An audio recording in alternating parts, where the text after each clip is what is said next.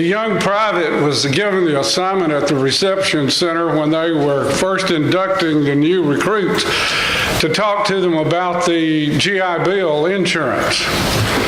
And he had 100% rate, so the captain just couldn't get over it. He said, how is this guy doing this? You know, that he's maxed them out, every one, every time. And so he decided rather than ask the private, he would observe his sales technique. So he stood in the back of the room and he watched the young private go, okay guys, this is the way it is. If you get the insurance, your family will get $400,000. Uncle Sam will pay $400,000.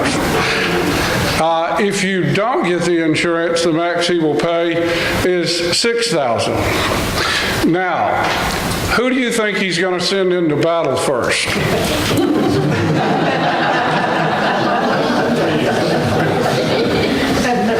Had 100% success rate. If you would, turn with me to Romans, the 13th chapter, and we'll be reading the words of Paul to the church at Rome. Let every soul be subject to the governing authorities, for there is no authority except from God, and the authorities that exist are appointed by God. Therefore, whoever resists the authority resists the ordinance of God, and those who resist will bring judgment on themselves. For rulers are not a terror to good works, but to evil. Do you want to be unafraid of the authority? Do what is good, and you will have praise from the same. For he is God's minister to you for good. But if you do evil, be afraid, for he does not bear the sword in vain. For he is God's minister and avenger to execute wrath on him who practices evil. Therefore, you must be subject not only because of wrath, but also for conscience sake. For because of this you also pay taxes, for they are God's ministers attending continually to this very thing.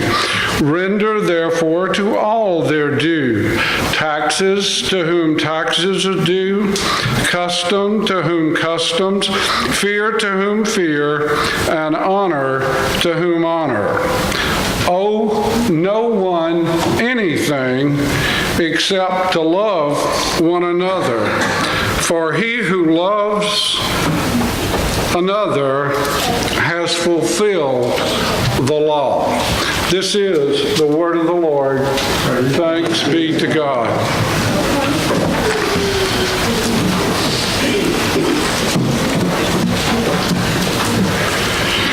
In Romans, the 13th chapter, Paul, as we said, is writing to the center of the Roman Empire, the church in Rome. He's telling them that it is important for Christians, and everyone for that matter, to recognize governing authority.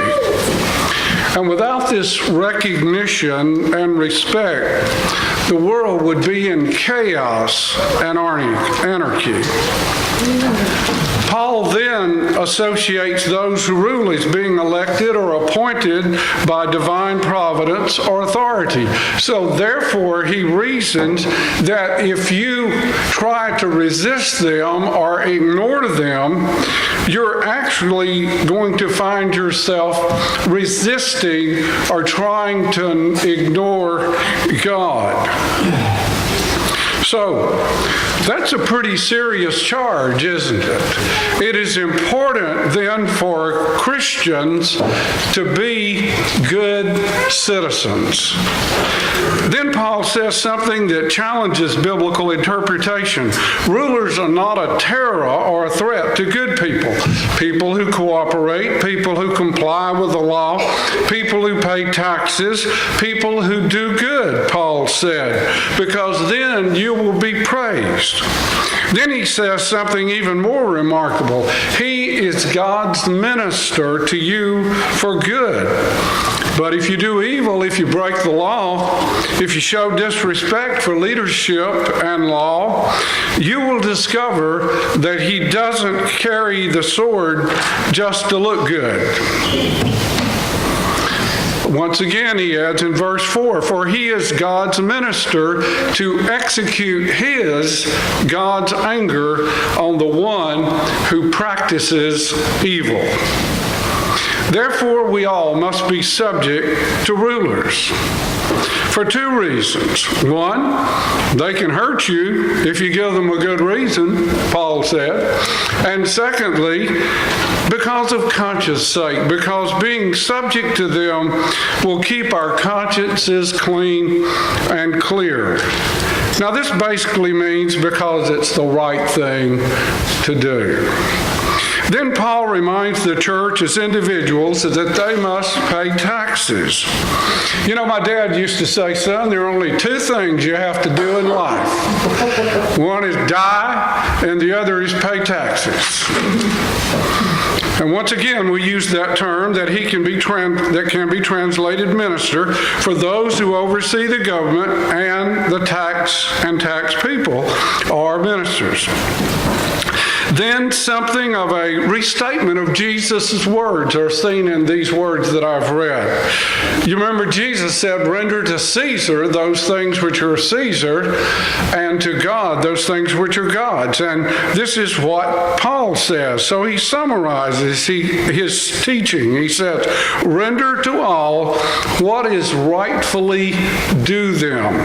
Taxes to those due taxes, customs to those due customs, fear to those due fear, respect, and honor to those who deserve honor. Well, my fellow Americans, my brothers and sisters in the faith, today we recognize those American citizens who are due our greatest respect and our honor, our veterans.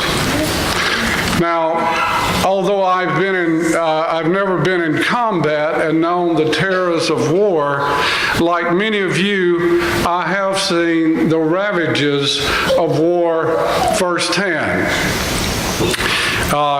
When it comes to Memorial Day or Veterans Day, my dance card gets pretty full, speaking around at different places. And this Veterans Day, I've had 5 speaking engagements in 5 days.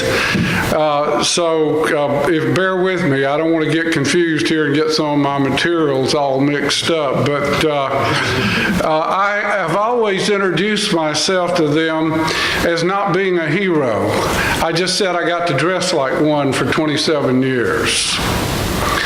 And then I'm not even a warrior because as a chaplain, the Geneva Convention forbids chaplains to be combatants.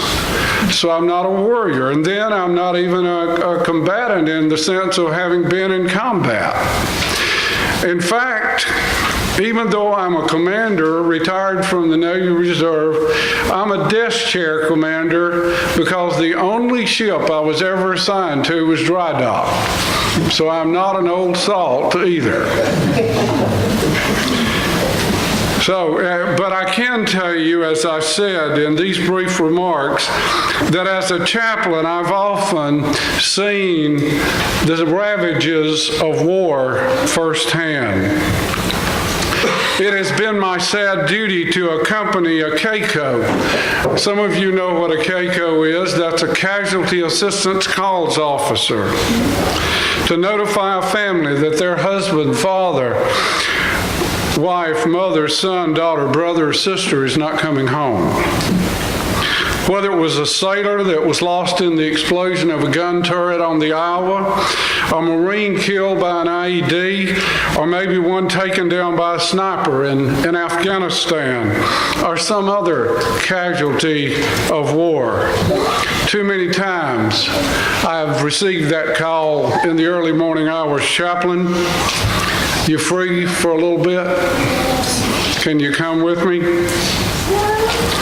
I've heard the trembling voice at 4 in the morning of the Keiko after we've traveled a while, and he broke the silence by saying, "Chaplain, I feel like I have a weapon in my hand, and I'm about to use it to hurt someone very badly." I've seen the pain in eyes when they see officers in dress uniforms at their door, and I've heard the silent prayers, "God, please don't let it be what I most fear." I've caught fainting mothers and wives and tried to calm the anger of irate fathers like military chaplains have done before me and will continue to do after me. Along with the negative duty of supporting the Keiko and experiencing the pain of death notifications, though, I've also had the positive honor of helping to heal that pain by serving as the OIC of the Navy Reserve Honor Unit in Chattanooga before I retired. For several years, we were able to present hundreds of flags to the next of kin of our fallen comrades. It was also my great honor to work with some of our local heroes, the Marines of Chattanooga 5 of Mike Battery, where one of my sons served as a corpsman.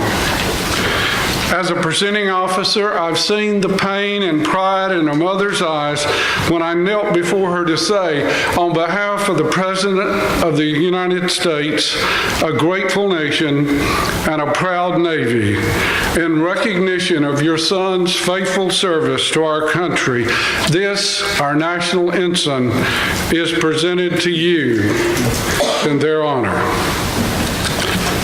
I've watched a gentle smile grace their lips and felt the appreciative grasp of their hands on my arms as I bowed my head and placed the flag in their hands.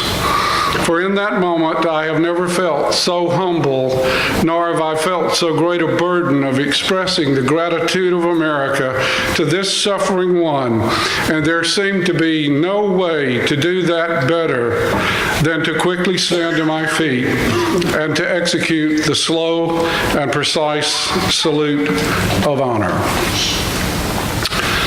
Veterans Day was originally named Armistice Day, the ending of World War I, which took place on November the 11th, 1918. It was planned that way.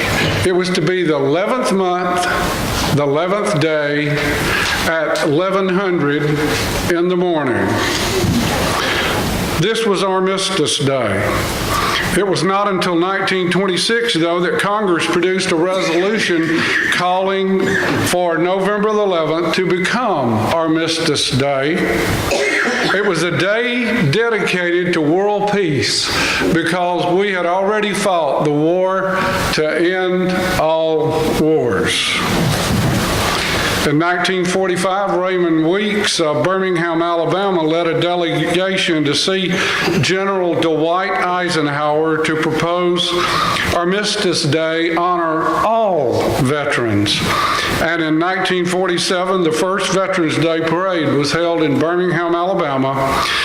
But it was not until 1954, then President Eisenhower signed the new law to honor all veterans on November the 11th and to rename it Veterans Day.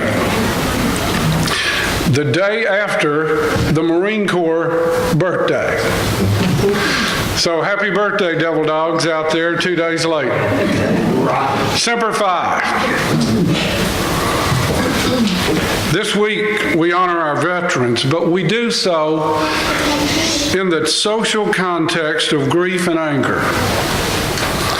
Because this past week, our world was shaken by the evil attack of an ex-service member. We can't call him a veteran because he was dishonorably discharged. And when you're dishonorably discharged, you lose your veteran status. When he took the lives of 26 innocent, worshiping people and wounded over 20 others. Several of those whose lives were taken were children. Others were young or older adults. One woman was pregnant. Some were retired military. You know, psychologists are scrambling to try to diagnose his sickness. Perhaps he had an antisocial personality disorder, or he was a paranoid schizophrenic, or a closet sociopath. Ministers rush to a quicker diagnosis. We say he was a lost sinner, possibly demon-possessed, but obviously narcissistically a coward beyond description, cruel and diabolically evil.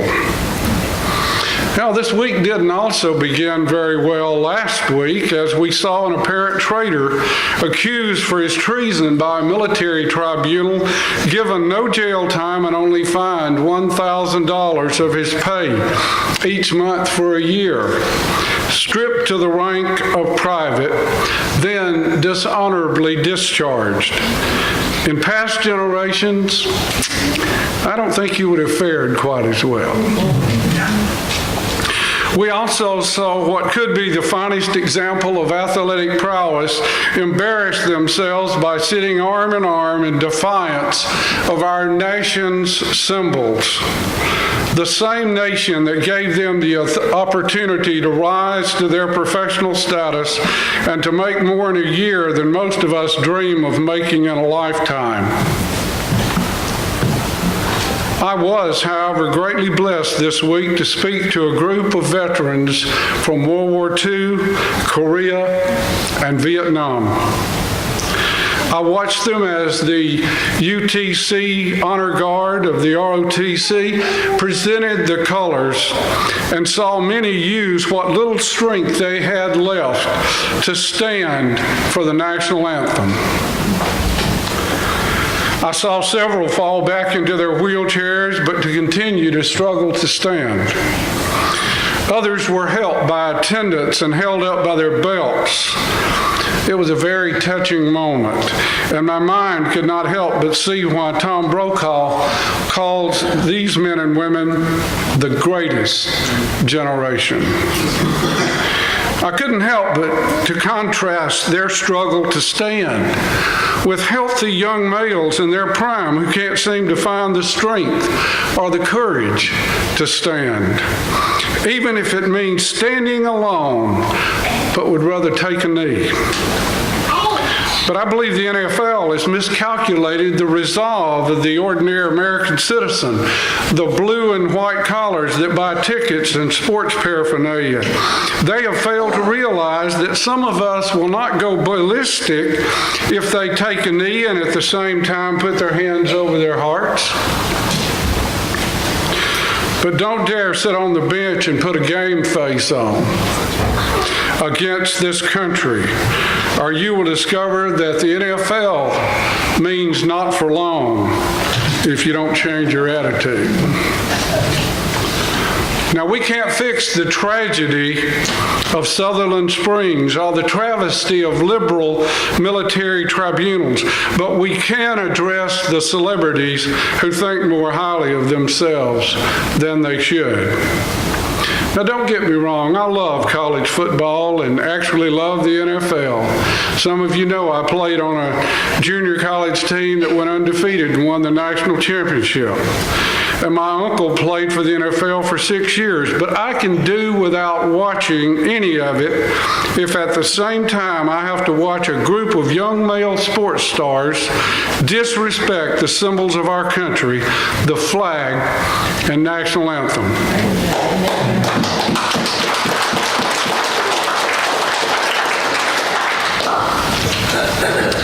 As my father, a veteran of World War II, who went through Europe from D-Day to the surrender, and who died on Veterans Day 2005, would say, some folks are just getting too big for their britches.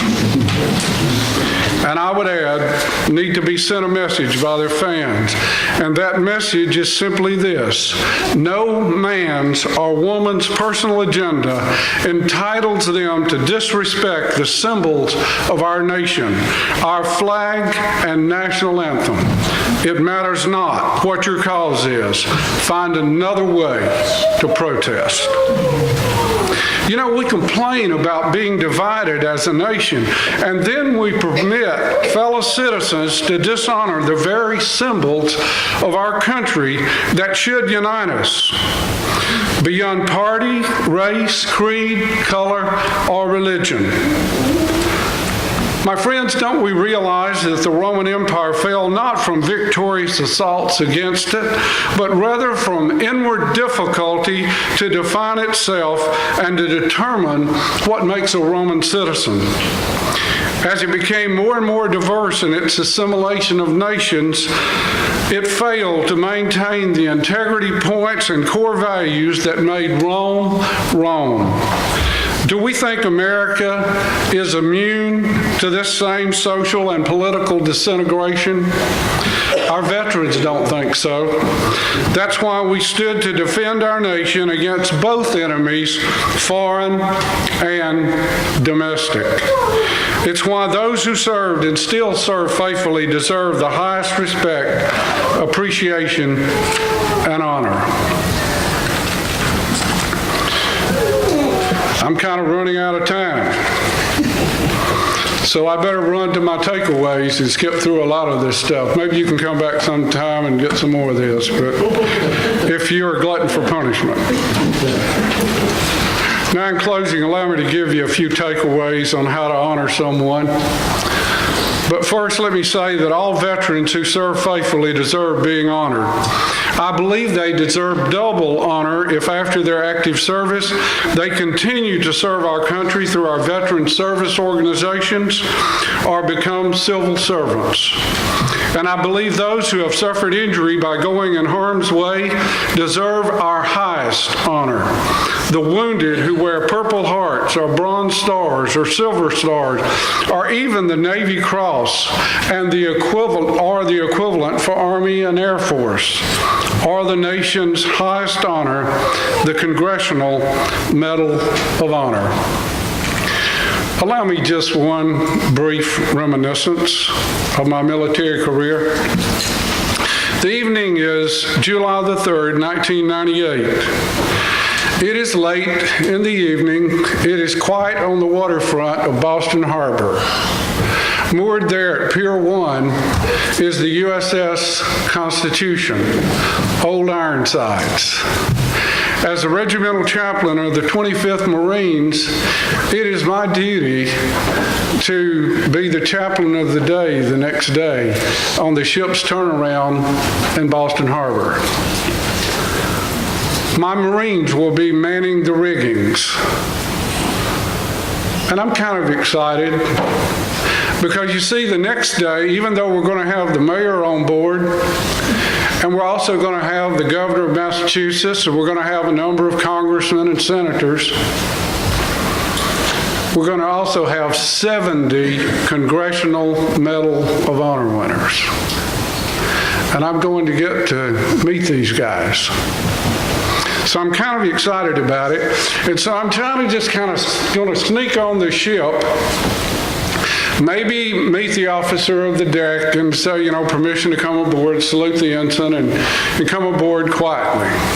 The second my foot hits the gangplank, I hear ding, ding, ding, ding, the ship's bell, the bosun mate's pipe, United States Navy commander arriving. Wow. I can't tell you the thrill. A little country boy from Mississippi walking on that great ship and hearing that. I've had the privilege of saying the prayer for the Coca-Cola 600, NASCAR fans twice, and stood before 100,000 people or more. I had the privilege of saying the opening prayer for the Carolina Panthers Raiders game, which I probably won't have to be worried about that too much after today. I had the privilege of doing the christening prayer for the atomic nuclear submarine, the USS Charlotte. And what a great honor that was, and the joy that Angel and I had being able to stay in the Williamsburg Inn for 3 days there, the guests of the mayor and the governor of North Carolina. It was a real neat experience. I've had the privilege of being on the platform with General Westmoreland when the Vietnam Memorial came through Charlotte. There's a story about sunshades on that I'll tell you later.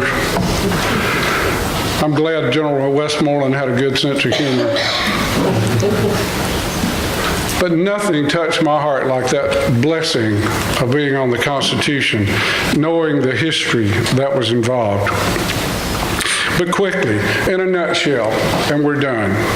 How do you really honor someone? I believe you honor someone when you consider their words. You listen to what they've learned. You let them tell their war stories, and you listen to their pride and their pain.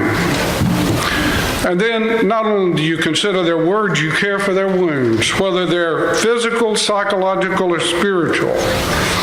You let them know you care. In seminary, we learned that the people don't care what you know if they don't know you care. And we do this by electing men and women to office who will always prioritize the care of veterans and their families. So we consider their words, we care for their wounds, but we also continue their work. If you honor someone for what they've done, you continue to fight for the things that they fought for, to cherish the things they cherish. And we continue their work as veterans by joining and supporting veteran organizations that have a voice in Washington, as well as active service programs for veterans and their families here, and are committed to community service. And we also work to see that our nation's defense is always, without exception, a budgetary priority, and that when Americans do have to go to war, it will not be a fair fight. Finally, we celebrate their worth. Whether pageants or parades, memorials or personal stories about the impact they have on our lives while they are here, we tell them how much we appreciate their service and sacrifice. I will close with these words of Army veteran Charles M. Prevents. It is the soldier, not the reporter, who has given us freedom of the press. It is the soldier, not the poet, who has given us freedom of speech. It is the soldier, not the campus organizer, who has given us the freedom to demonstrate. It is the soldier who salutes the flag, who serves beneath the flag, and whose coffin is draped by the flag, who allows the protester to burn the flag. Thank God for the men and women who serve our nation faithfully, even serving those who seem to not express proper regard for their service. On this Veterans Day weekend and every day of the year, may God bless our men and women in uniform, soldiers, sailors, airmen, Marines, and Coast Guardsmen who have stood and continue to stand in harm's way. For their steadfast devotion to duty, honor, and country, we, the American people, offer them and their families our undying gratitude and heartfelt thanks. Let us always honor our veterans.